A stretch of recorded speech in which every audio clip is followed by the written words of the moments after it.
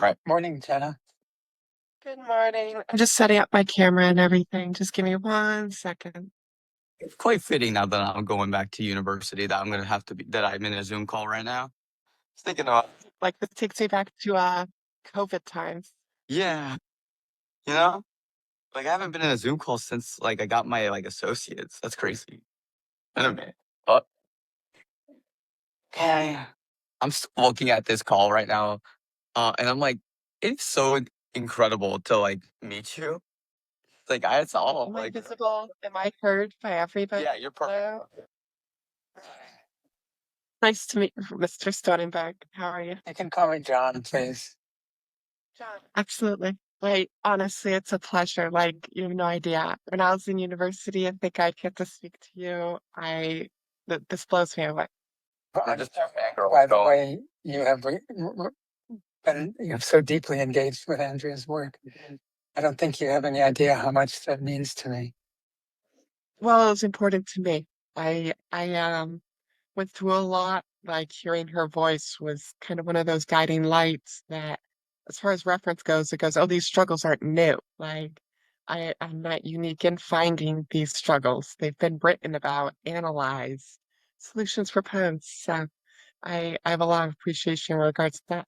My best friend actually wrote your book, by the way. When I told him about speaking with you, he was absolutely floored by that. So just the layers of this conversation. All right. Maybe, Tara, did you want to start the actual like the interview process, or did you have any questions for me? Well, uh, yeah, I was going to ask that. I'm going to start in about 1 minute. I'm just setting up everything now, get it all ready. I got the recording software up. Perfect. Jenna, you're gonna love this for when we do the podcast. It's great. I've just paid great money for this recording software. Let me tell you.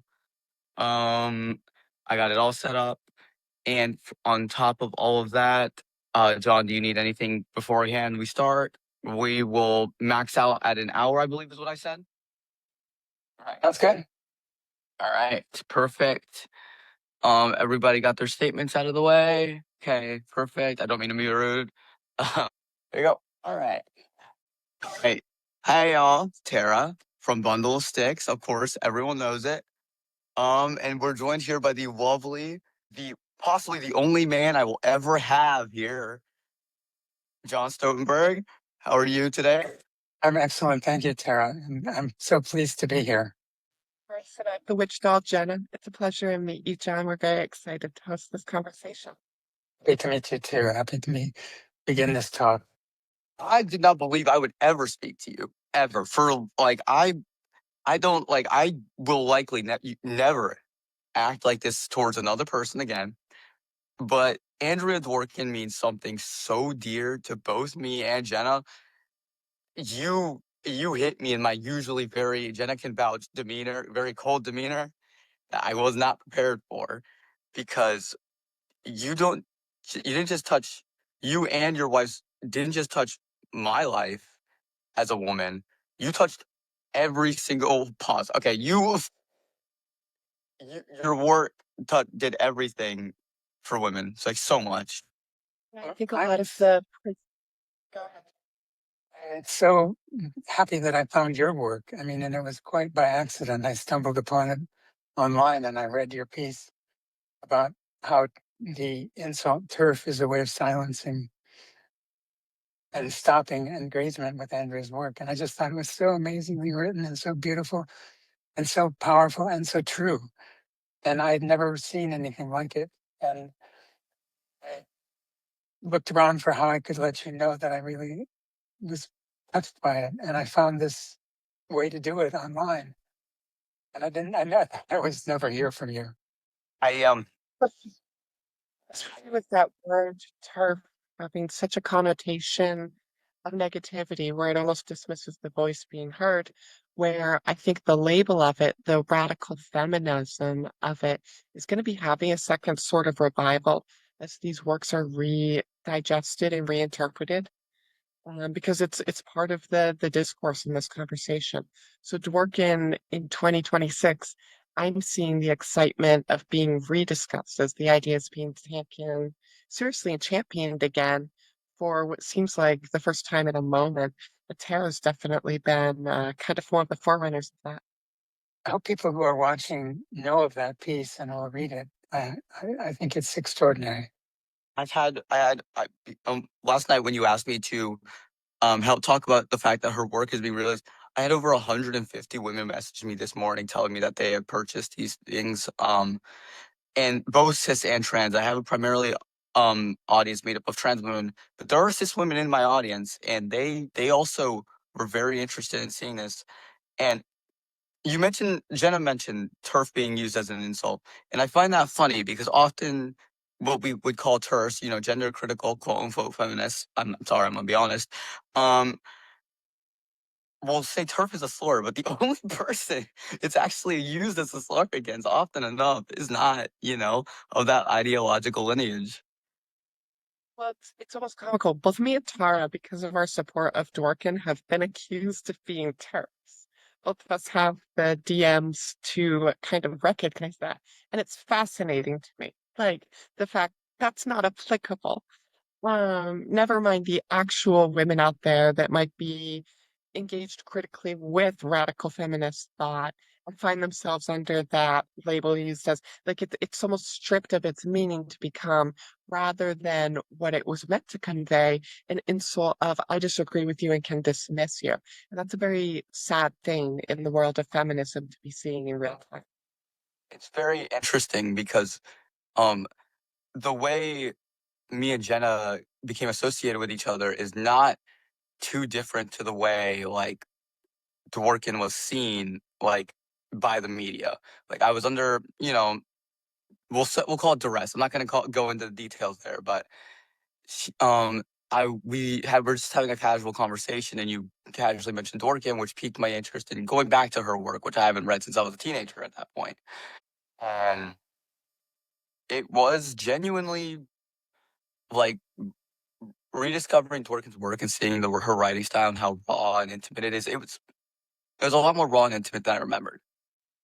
There's actually like a specific passage from like one of her letters that I can read quote for quote from the book over here that she's talking about her experiences in her early 20s and her mid 20s of the sort of struggles of womanhood she was experiencing back then as her story played out.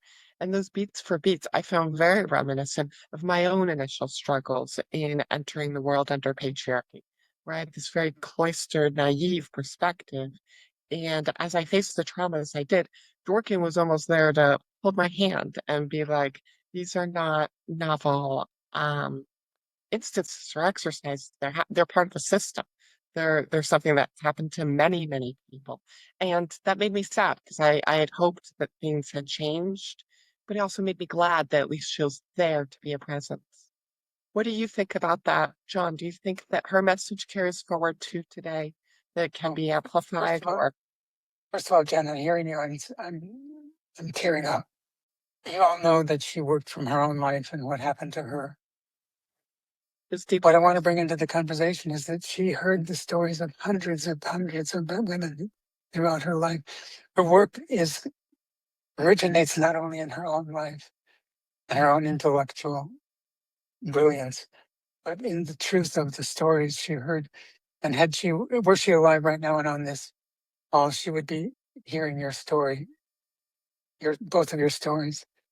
It would become part of her healing memory.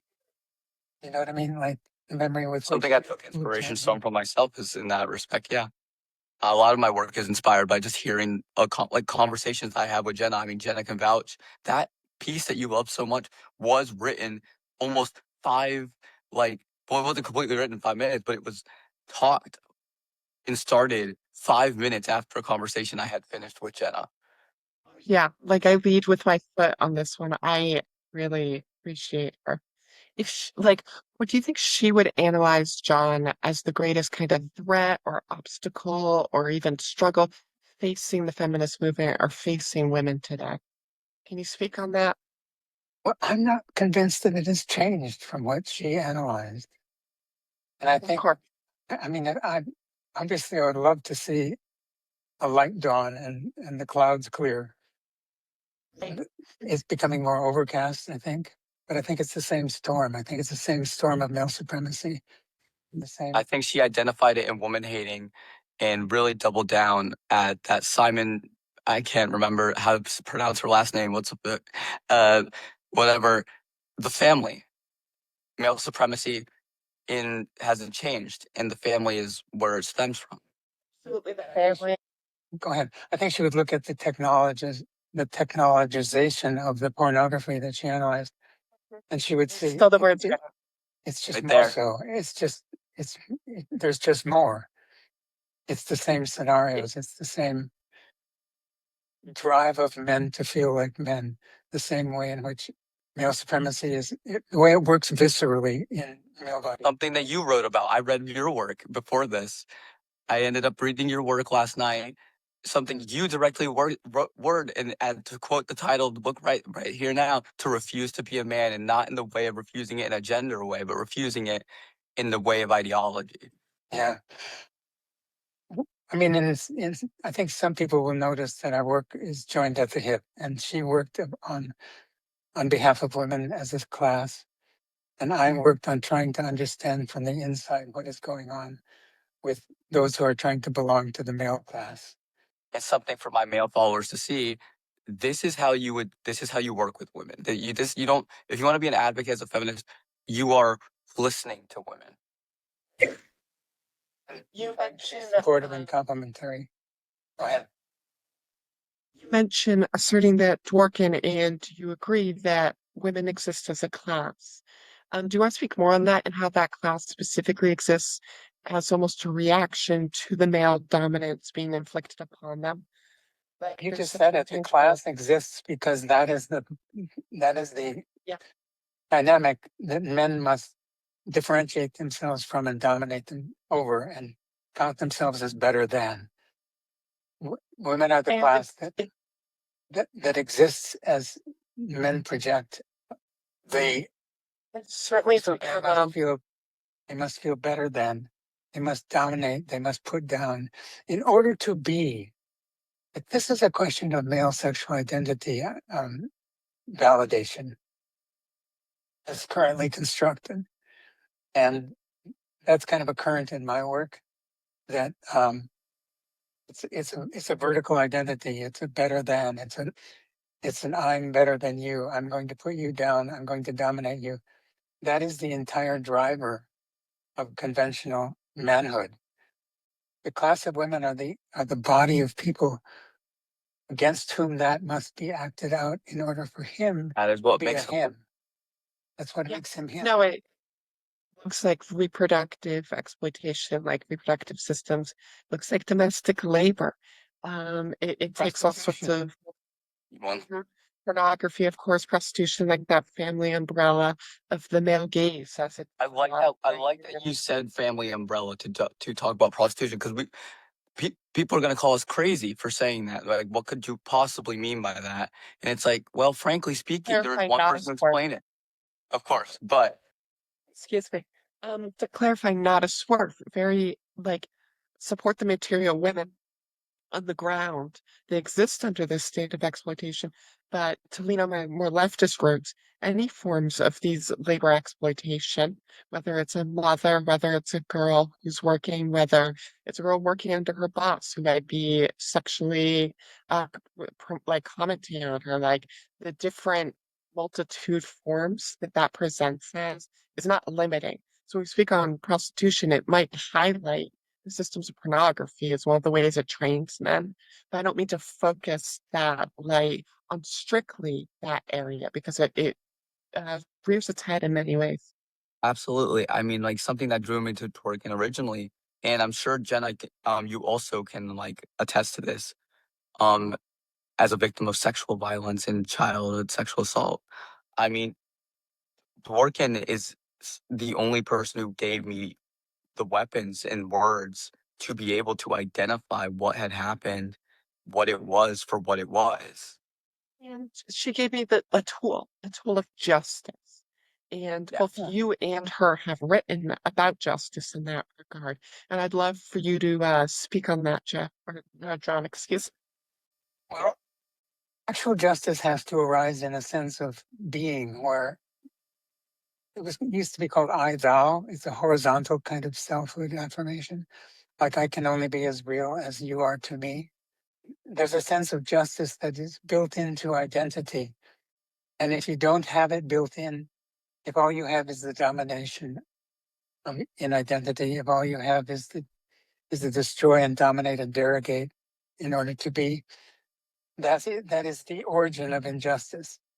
But the origin of justice interpersonally is a sense of self that is contingent on the reality of other selves and the humanity of other people as well. One's own humanity only exists in one's recognition and affirmation, and recognition and support of other people's humanity.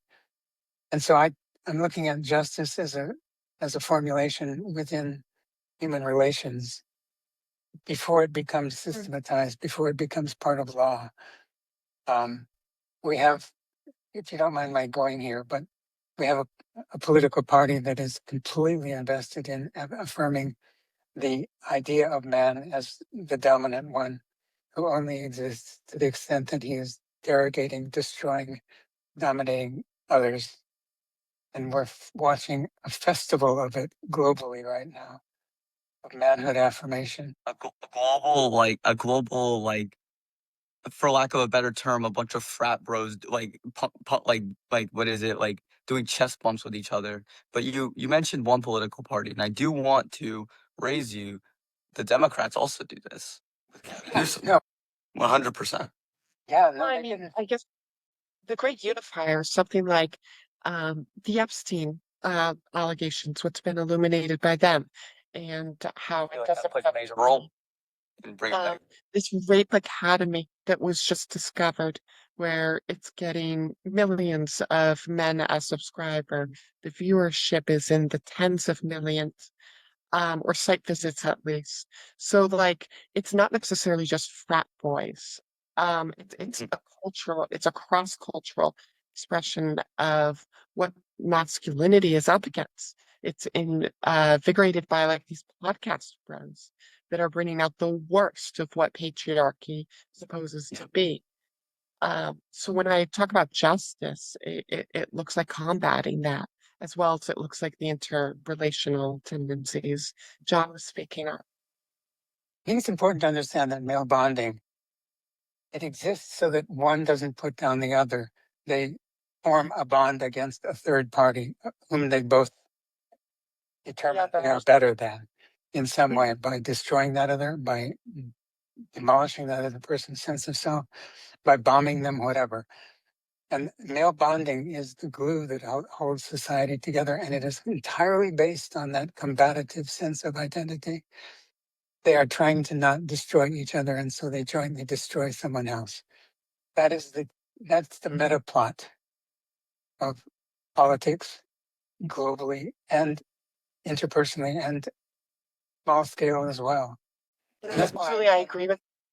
um, Andrea saw this too. I mean, we were in accord on this. She saw this stuff as I was writing it. She would have told me if I thought it was off base. And it's implicit in her work as well. There's a lot of references to the male bonding in her work as well. But and I think, by the way, I've never written this or said this out loud, but I think a great deal of the anti-trans animus going on right now on the political and legal plane has to do with fear about how porous the idea of manhood is, how absolutely fragile it is, how absolutely mythical it is. That is to say, it's a chimera. If you really challenge it, there's no there, except through domination and destruction and derogation and so forth. And I really think that is the interior energy that is driving anti-trans animus in this nation right now.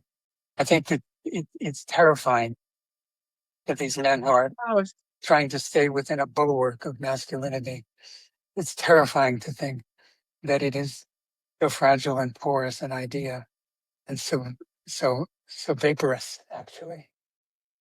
the Track for you? Yes, certainly the men that I'm engaging with or perceive on like a daily basis, there's a big question of what positive masculinity looks like what that form is supposed to express because the perpetuation of societal masculinity under the patriarchy is, as we keep kind of referencing back to, taking this form as a chimera is largely not positive. It's not a positive effect in women's romantic lives. That's why we have things like the 4B movement. It's not relevant on like the global stage where we're finding these patriarchs, these leaders of the world, of the free world, just acting extremely like a tantrum, like children. It's embarrassing. So like I can point to examples of that almost across the board, where this masculinity seems to be spasming out in a very frustrated, very confused fashion. Great. I should have done this at the start.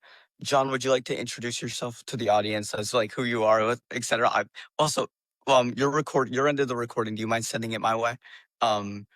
When you finish it up, just email it to me. Sure, sure. I'll cut that part out. But also, would you care to introduce yourself to the audience? I have a lot of people who are unfamiliar with who you are. Well, I think I'm here because when I was 29, I met Andrea Dworkin, and she was 27. And we began to live together, and we lived together for 31 years until she died in the place where I'm living right now at the age of 58. And I think I'm here because you asked me to share this time with you, to coexist with you in our appreciation of her work.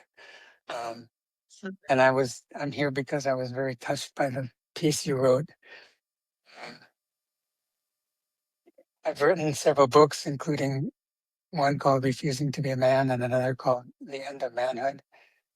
I count myself a kind of philosopher of gender. In other words, I interrogate the notion of gender, particularly the way wannabe men behave in order to be what they think is a man. I do a lot of work about that. And I think I'm also here because I went very public in declaring that my belief that Andrea was trans-inclusive, to use that word, and was the whole time I knew her, despite what other writers have said. Excuse me. Sarah, you go into some of the analysis of that. I will say that the interview that is considered to be her disavowal of her pro-trans writing in Women Hating is not about disavowal of that. It is about what she wrote about incest, which she did recognize was ill-conceived. To my knowledge, she never backed away from the affirmation of trans people that she wrote in Women Hating. I've never found any evidence of it. Yeah, I've asked for many quotes. I've had little success. Trust me, when I wrote that, I'm Excuse me. a lot of things. I'm abrasive. I can be rude. I'm a lot of things, but I am not ill-researched. And I put work. Jenna can vouch. I'm not ill-researched. I put a lot of work into finding something, anything, just a crumb of serious evidence that she was transphobic. And I was using with a massive definition of transphobic. I promise you, I was using the largest definition I could, and I couldn't find a single thing. I could only find one thing, actually. I take that back. I can find the forward to the transsexual empire, and we will get to Janice soon. I found the forward to the transsexual empire, but what I found in there is very interesting. Nobody actually reads it, you know? No, I did. I put myself through it. Not a great book, by the way, Janice. You didn't do it, and I'm sure you'll say this as soon. But you within that forward, she is calling for the right of transsexuals such as me and Jenna here to be able to medically transition safely and without any type of hindrance. Very interesting to know. When I was reading Dworkin, I don't think she would have been largely preoccupied with combating regardless of how you want to frame the matter, because she understood the problem to be this expression of male violence, this male dominance that was being enacted upon women as a collective class. And I know as a member of that as what I've experienced. That's what brought me a Dworkin in the first place. And likewise, I know what she would identify in the larger currents of reality, where I've never been to Epstein Island, right? Like the issues that women are dealing with today are not manufactured by trans women. They're just simply not. And whatever your critique or whatever your interaction you might have found with Dworkin, I would be reluctant to believe that she would focus on trans women as a We problem. make up 0.1% of the population. Dworkin's makes up a school of feminism, which I have which isn't a proper school, but I'm gonna name it this. It is the school of feminism of talking about real things, things that matter to women. The trans woman on the street that she may see maybe once a month is not the person oppressing her. It is her husband. It is her boss. Um, Dworkin wrote on the issues she found pertinent in her time. And she wrote at length on what women were up against, what our struggle was. So correct me if I'm wrong. If she had something to say, it probably would have. She instead spent her time, spent her energy, her limited time and energy, targeted and embroiled with those struggles. And at times might have been right or wrong on these matters like the sex wars. Like I understand how as they developed, her views were combated quite regularly, but it has nothing to do with the trans struggle of now 2026. And anyone who tries to co-opt her language, I think just simply isn't being very genuine to her work. I find it detestable that people who ally with religious conservatives to destroy us have the gall to quote Andrea Dworkin. What do you think, John? It looked like you had something you wanted to say. Her vast empathy for women evidenced itself throughout her work. One interesting example is right-wing women. Oh, this will end in 10 minutes. I'll send another meeting link with this Okay. yeah. Okay, yeah. Began right-wing women because she was distressed at the way in which progressives were dissing right-wing women. Andrea says, let me try to understand what's going on with them. Let me get inside their lives. Let me understand how they were responding to patriarchy and male supremacy in the best way they know how, which is not to say they don't commit egregious harm against other people because they share the values of the men they ally with. But she did that to investigate what's going on with women on the right. And that book has kind of resurfaced as the explainer right now for women in It's Trump. so good. Especially for like the phenomenon of like what's going on with trad wives or like Mormon wives are in the common so like it has remained in its relevancy and its analysis to today. Like it's being redigested in that way because it's has something to say. And that book was reissued. I mean, review after review would headline how it predicted Trump. Well, Trumpism. I mean, so much of her work is prescient in that way. It is. And I guess that's why I'm talking about her in 2026. When I was speaking with Tara earlier, she mentioned that part of this interview, part of this conversation is why Andrea Dworkin still has the pull she has today. And I think it's because her ideas haven't found it. They've been largely affirmed as correct, or they're at least needed. They're such a needed part of the conversation. Every time I turn on the news, she is like haunting the narrative. The big fat Dworkin, baby. I'll name this podcast. I mean, frankly speaking, I will continue this thought once we reset the thing, but I would want to continue this with just like how much she really is like the specter that feminism was never truly able to excise. Even my girlfriend yesterday said, hey, can I borrow your copy of Right Wing Women? Because she's going to read Dworkin for the first time. And she's the best expert in the house living with her to tell her to work her through it. Let me tell you. One of the things I do with my platform is so readily tell people to read the homework. I'm not sure I'm at a point yet where I can espouse the novelty of the ideas I want to convey so much as reference the shoulders that I stand upon.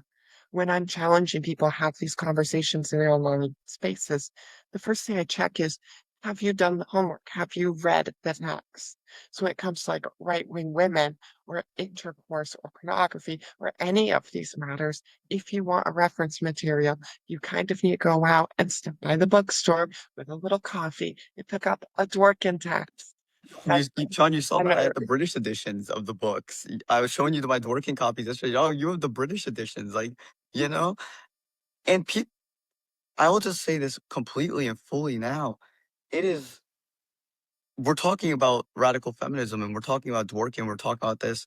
And I think part of the reason why both me and Jenna are receive a lot of flack for it is we don't just reference Dworkin and reference the past. We're building towards a radical feminism for the future too. Women need a radical feminism now more than they ever have before. And they needed it before then. Let me tell you that for sure.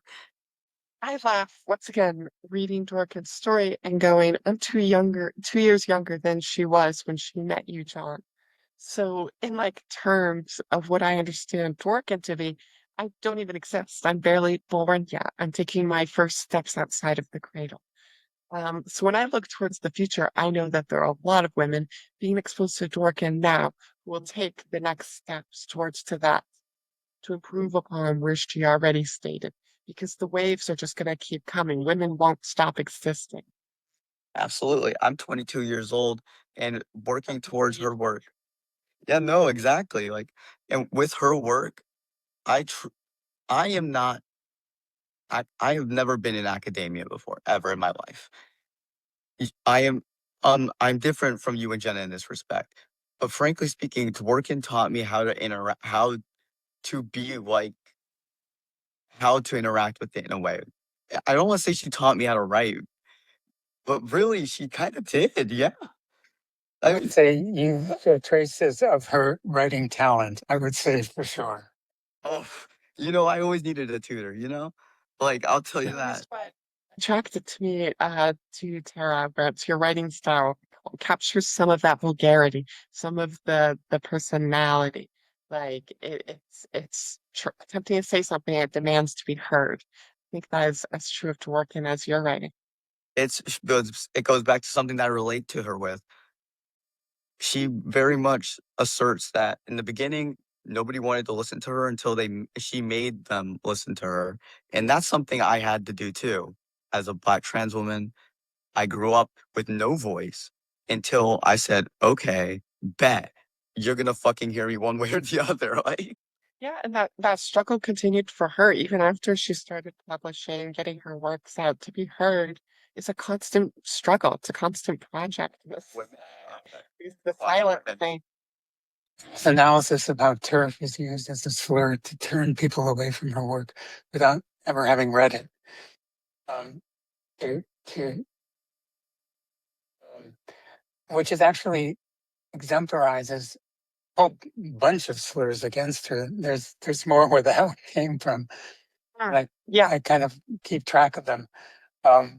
But I mean, she's been so misrepresented by people who haven't read her, and there's been such an effort to contaminate people's idea of her. Yeah, I mean, I thought your analysis of how that was working with just the turf slur was so amazing because it's the archetype for what oh, other slurs are doing the same thing, turn people away from paying any attention to her. people who Yeah. like to She just weaponize the work and will use her image and her legacy, but they will not use her. They don't use her work. They use her face. That's it. Unlike just like the misogynists they criticize, they use her face. That's it. yeah. I work a line Kind out of of a novel that is said by a character that she invented and consider it her own words about herself. I mean, they do outlandish things for her. Yeah. I misrepresent her and prevent her from being digested and heard.